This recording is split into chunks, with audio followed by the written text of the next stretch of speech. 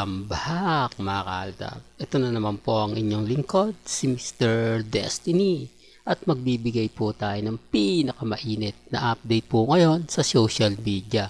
Ito yung mga kaganapan kay Alden Richards na kung saan nga po ang unang video na pinakita ko sa inyo, ang pagpunta nga po ni Alden Richards sa burol nga po ni Jacqueline Jose mga kaaldab, ang veteranang actress na kung saan talagang hindi ko nga po ito binabalita dahil nalulungkot nga po tayo, nagdadalamhati tayo sa pagpanaw niya. Pero pumunta nga po si Alden Richards, syempre update na rin natin yan. At ang bagong, kumbaga update na naman po. Ito po yung latest post ni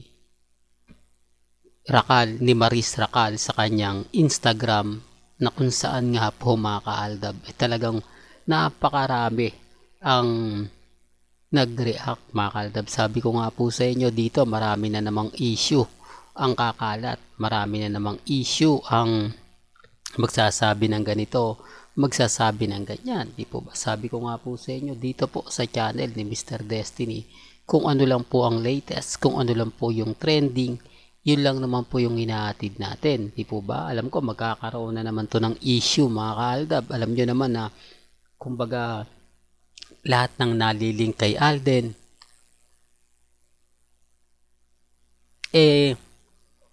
nagkakaroon ng issue.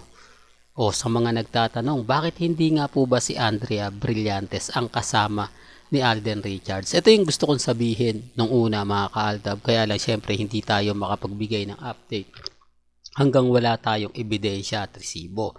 Alam nyo naman po yung mga kritiko ni Mr. Destiny, alam nyo naman po na kapag nagbibigay tayo ng update, kailangan natin ng ebidensya at resibo. Ayaw nilang maniwala sa mga sabi-sabi lang. Di po ba? Pero kapag sila nag-post at yun ay sabi-sabi lang at wala pang eksaktong kasiguraduhan, abay ibang komento nun. Iba yung mga sinasabi nila, iba yung mga komento nila. Di po ba? Ganun po sila kabiter. Sinasabi ko lang po ito para lang po sa kaalaman ng lahat. Para lang po sa mga dumadaan at bumibisita po sa channel natin. Na pagdating po sa akin, bias po sila. Tapos sila pa po yung may ganang magalit. Sila pa po yung nagsasabi na fake news ako. Gayong nasa, kumbaga, andito naman ang ebidensya at resibo. Mga kaaldab. Kung saan ito nga po yung TV commercial na 101% hindi na po si Andrea Brillantes na sinasabing hindi na nga po raw kinuha dahil nga po sa dami ng mga issue na kinakasangkutan mga kaaldab. Yan ay base po mismo sa mga nakakalap nating impormasyon galing po mismo sa social media. Siyempre kailangan natin ng ebidensya at ito na nga po yung ebidensya na hindi nga po niya kasama si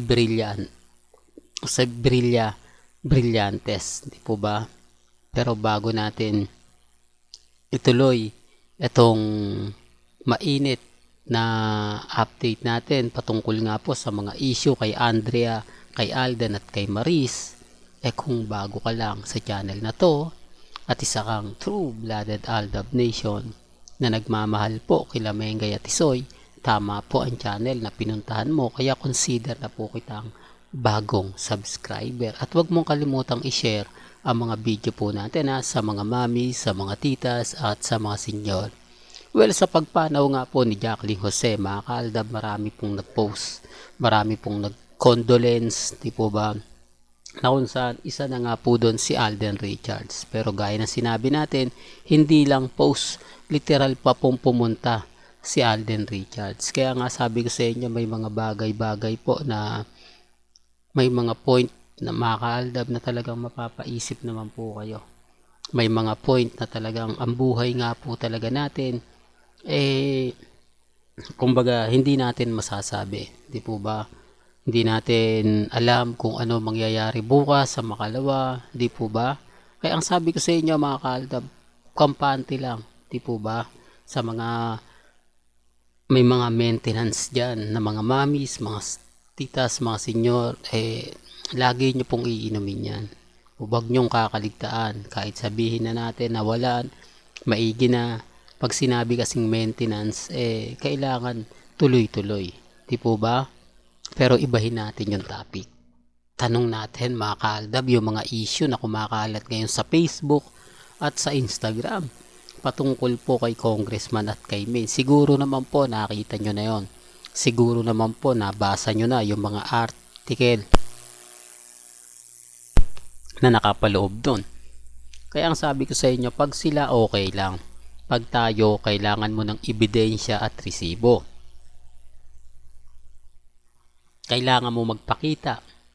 Kailangan mo maghatid.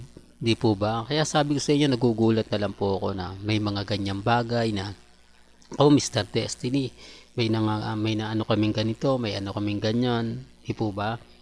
Tapos na yung boxing, talo na kayo. Wala pong problema. Kahit anong gawin po nila, wala pong for the record lang. Wala pong maganda at nakakakilig na makikita kayo, mapapanood kayo sa video na naganap nga po ng birthday celebration ni Maine Paul Garson.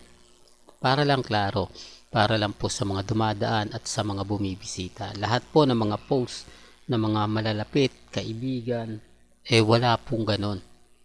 Huli na po yun. Kahit naman po sa video na kay Nanay Dab at Tatay Dab, parang hindi naman po talaga maganda yung welcome. Pansin nyo naman po yung mukha ni Nanay Dab at Tatay Dab, di po ba? Sinasabi ko lang po ito para lang po sa kalaman ng lahat. Sinasabi ko lang po ito para po sa mga taong dumadaan at bumibisita po. Remind ko lang po sa inyo, wala pong makukuha si Mr. Destiny ng mga bagong subscriber since 2023, 2024. Lahat po yan galit na galit sa akin. Para lang klaro.